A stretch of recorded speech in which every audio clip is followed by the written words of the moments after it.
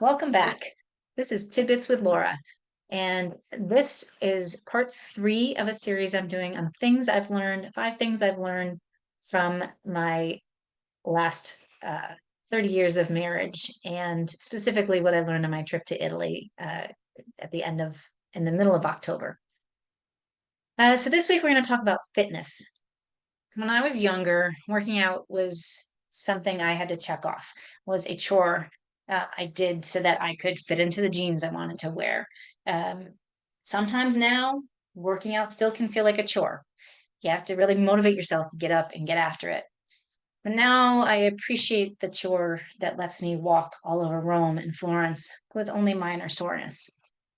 Don't get me wrong, both Bill and I were commenting at the end of we had gone um, one day we did when we got to Rome, we kind of went out and explored and we saw the Pantheon and the Spanish Steps and the Trevi Fountain. And then the next day we went and went to the Colosseum and we went to the Vatican and we walked every place we went. We took an Uber twice, I think, once, 3 times. Once from the train station, once to get to the Vatican because we had to be there at 8 o'clock in the morning, and neither one of us wanted to rush and take the half an hour walk ahead of time. And then once when we were coming home from dinner, sorry, 4 times. The fourth time we were going to the airport because we could have taken an Uber to get to the train station, and then it was just easier to take an Uber. But beyond that, we walked the entire time. In Florence, we were walking 23,000 steps each day. And so towards the middle of the week, both Bill and I were like, oh, I'm really sore. I think I could feel every single lower leg muscle in my leg.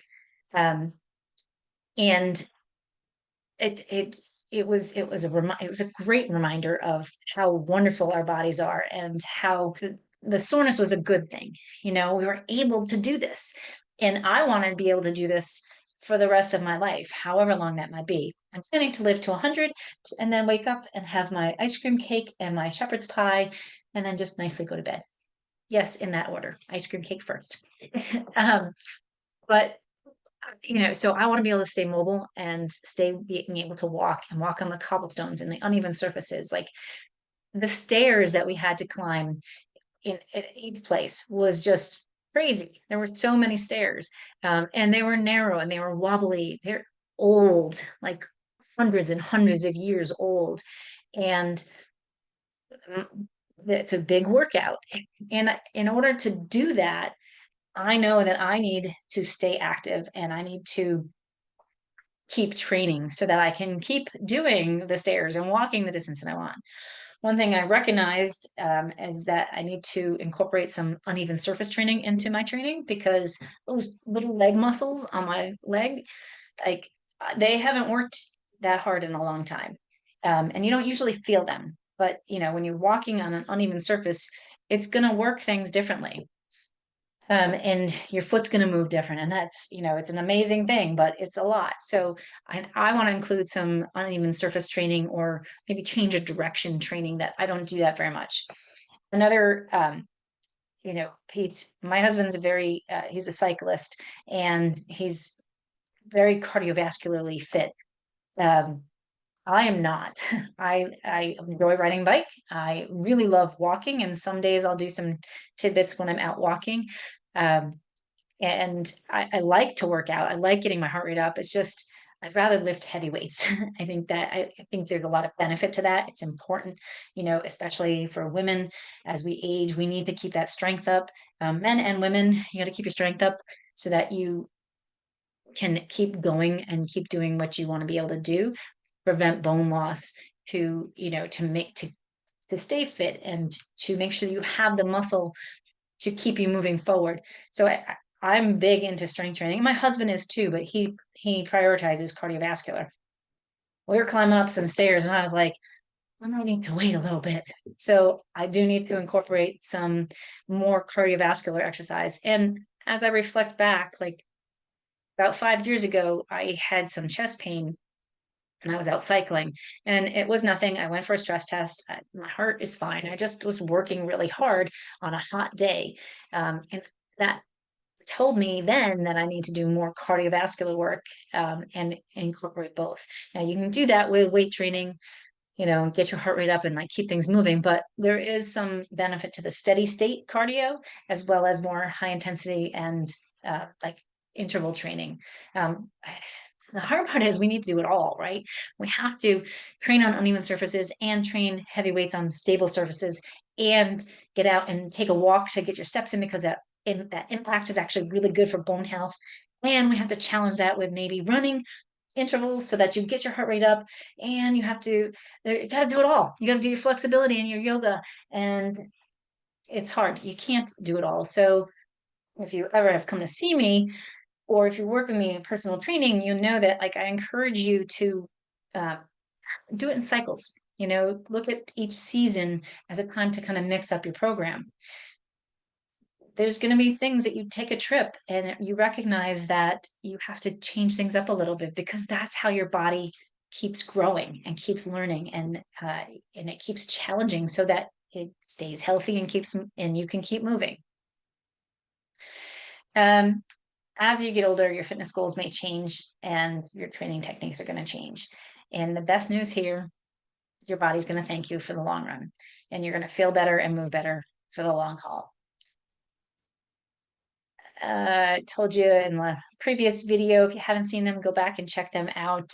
I talked about my physical therapy journey and what I learned about that. I've also talked about how I have a travel bug, and so go check those tidbits out. There's some good pointers in there. I hope that you get something from it.